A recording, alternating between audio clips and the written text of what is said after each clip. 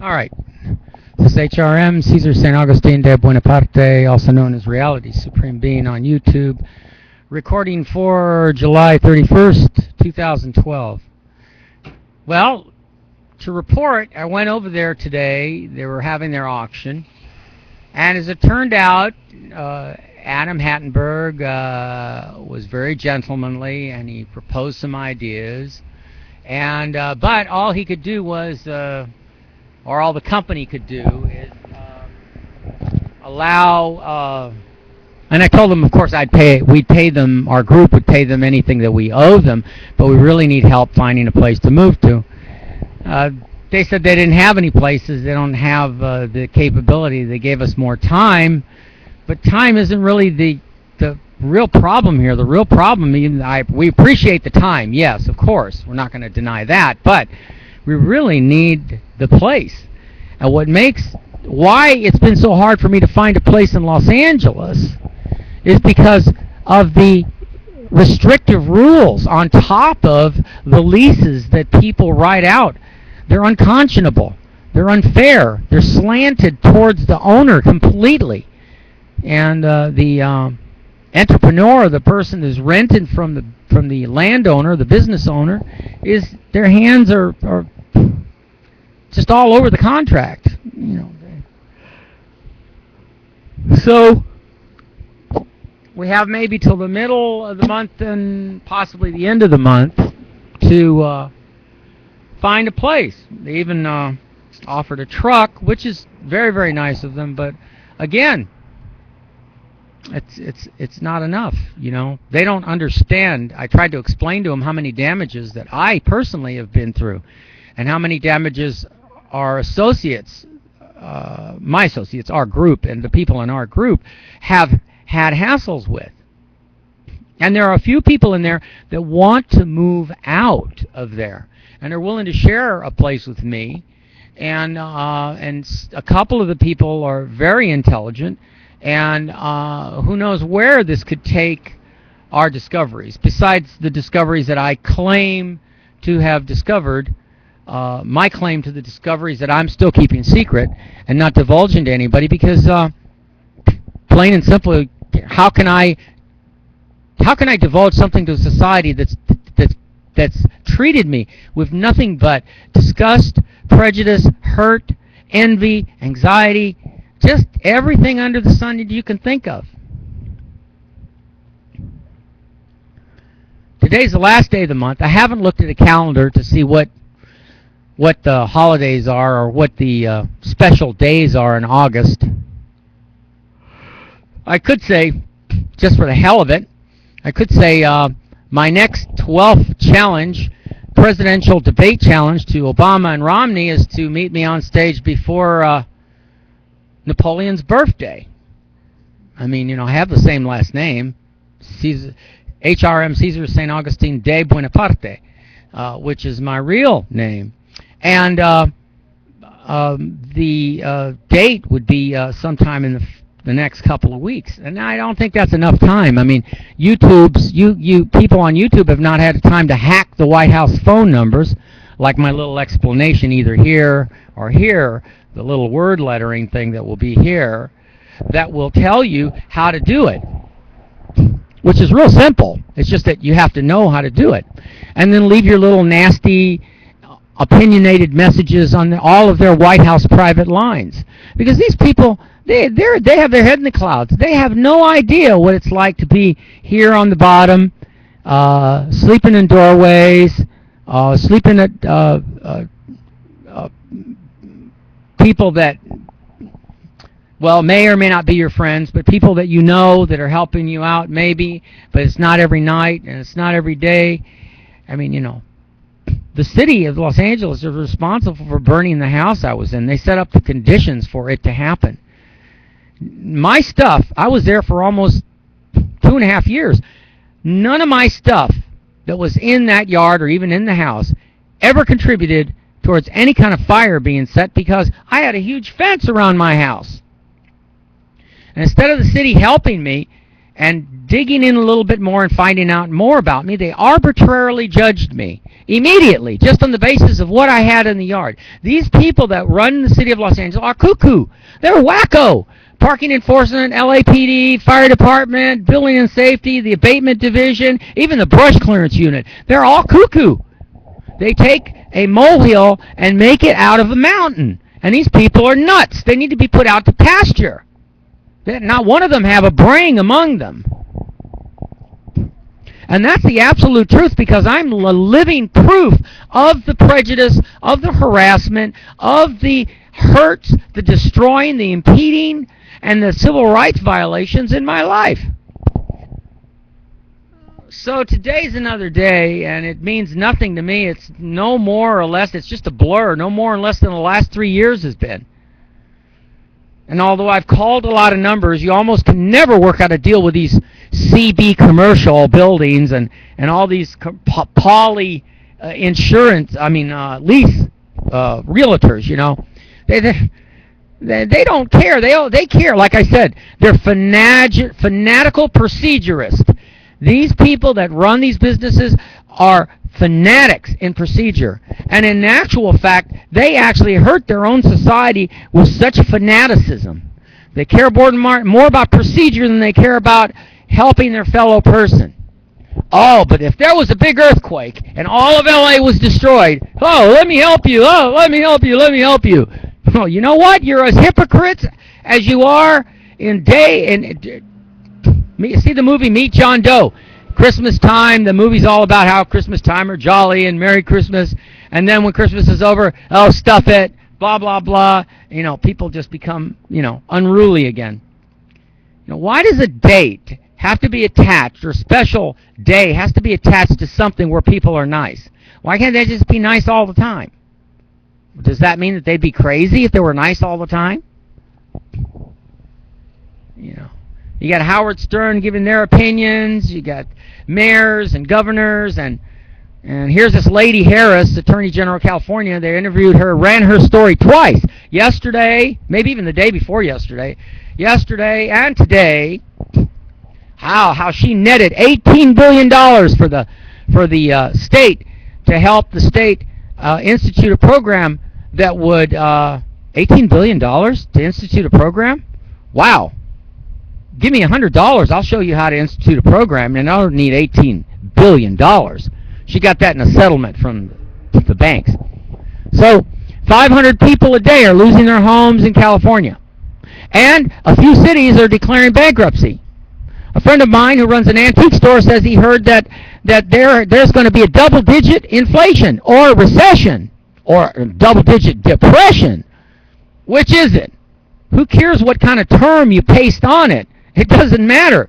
What matters is the facts. The facts is all people are doing is putting gas in their cars, buying coffee at Starbucks to keep the job, desperately hold on to the job they have, because everything that they have is based on their job. Everything they have right now, their lifestyle is based on them holding on to their job.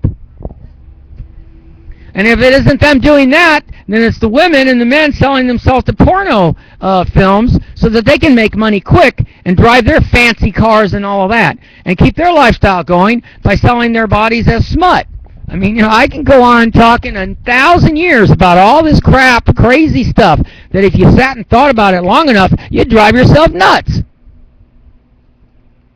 So I don't know, it's like I got from now till maybe the middle of the month, maybe the end of the month to, and I will say this, that's nice of Storage, etc. to do that, with all the either misinterpretations or neglect that went back and forth in our communications. But still, see, the help only goes just so far. And of course, they can't go any further because they have a business to run. And their business is their business. I mean, they can't help it that we're there. They can't help it that we don't want to be there. We never even wanted to be there. We were out of desperation. We were forced to look around and get a place. Bad enough that the different storages I've been in, I've lost all of my most important stuff, the stuff that was the most important to me. And now this guy at Storage, etc. is asking me, well, is all that stuff really all that important now? Why don't you just get, couldn't you get rid of half of it or whatever and let us auction it off? I'm going, no one's going to want to buy it. So you auction it off. And all it is you're getting them to pay you so that they can do all the majority of the work, getting rid of all the stuff. So you can have your empty storage unit to rent to the next person who's losing their house. Listen to the unbelievable contradiction in logic and common sense. We're at 10 minutes now into this video, and even me talking about it is mind-boggling.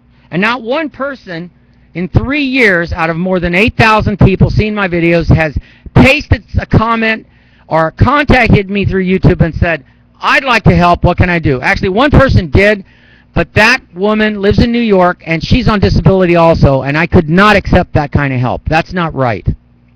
Even though I know I'm losing stuff. The amount she offered me was just not. And it was very gracious of her to do that. Offering $100 is very beautiful. But I can't accept that. It won't do any good. And it certainly won't change the habits, the addictive habits that this city has gotten into and how to treat people. And the addictive habits of the realtors who would rather let their businesses and buildings, like the one across the street over here, I'll show it to you, it's still empty. It's right over there, right across the street, right past that green awning. See the awning there? Past to the left of that awning, where that tree is that business. They got a for rent sign on there for actually, I think, more than 7 months. It says plants. It used to be a plant nursery. So here it is sitting empty.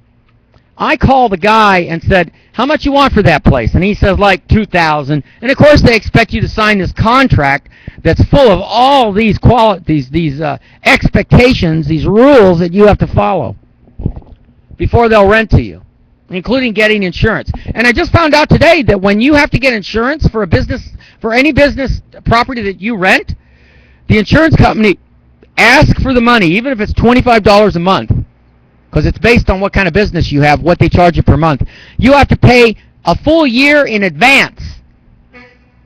Oh my God, there's another bubble blower. There's no way we're going to be able to do that. Not even if I group up 2 or 3 people. We're all going to have to pitch into the kitty to get the insurance to protect the actual owner from anybody that gets hurt on the property. Man, people know how to make quagmires out of situations. And then they wonder, why are there so many homeless on the street? Why are there people shooting people in theaters? Why are people doing all these violent acts?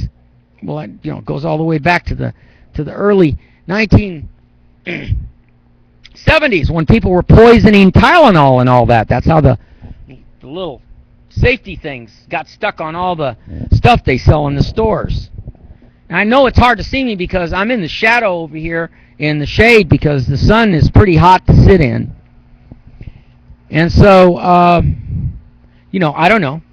I have no way of understanding the contradictory nature of human species and how it just has whatever compassion it has, the compassion is undone by the violence that they're usually involved in. Or it's undone by the wars that they generate through their tax dollars.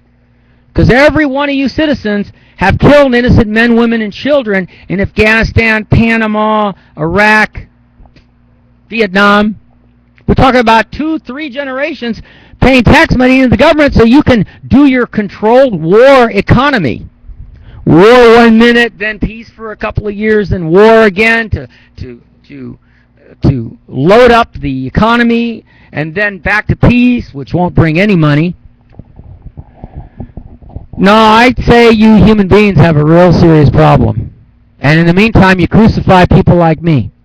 And I'm still sitting on death row. Here it is, I'm given another deadline to meet between now and the middle of August, maybe the end of August. Stupid. The whole thing is stupid. Why do you think I don't want to be here? I'd rather... And then on top of it, even if I could leave the United States, I have to go pay more than $200 for a lousy passport just to leave. Then I have to worry about what country's going to accept me. What country would look at all my videos and and be able to recognize, regardless of how much Caesar rants and raves, this guy's a unbelievable genius. He's hiding something, and he's doing it. He's doing a hell of a good job of hiding it, especially his inventions.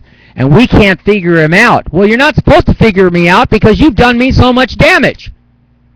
I don't want you to figure me out. No one has any business figuring me out, because that violates my right to privacy unless I allow you to figure me out. You have to ask permission. And I haven't heard one person ask permission, much less really offer the kind of help I need. I mean, if I had 10% of that $18 billion that Miss Harris, the Attorney General of California, got for those home people that are having problems, I said this in my other videos, where's the retroactive help, Miss Harris? Am I getting any of that $18 billion? I don't think so. Not on your life am I going to get any portion of $18 billion. But if I had 10% of that, wow, I'd be living in Monte Carlo, dining with the Rainiers, rather than be here in a creepy, crawly America.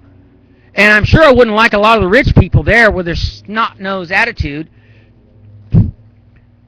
But at least I would be in a country where I don't have to pay taxes. And at least I'd be in a country where I could do my research work without being attacked. I'm sure the Rainiers would love having somebody like me. I mean, I really am special. I don't have to be rich to prove my worthiness. I don't have to be rich. I don't care about money. Money's just another piece of crap paper to pass on to somebody else. And most of the money in the world is worthless anyway.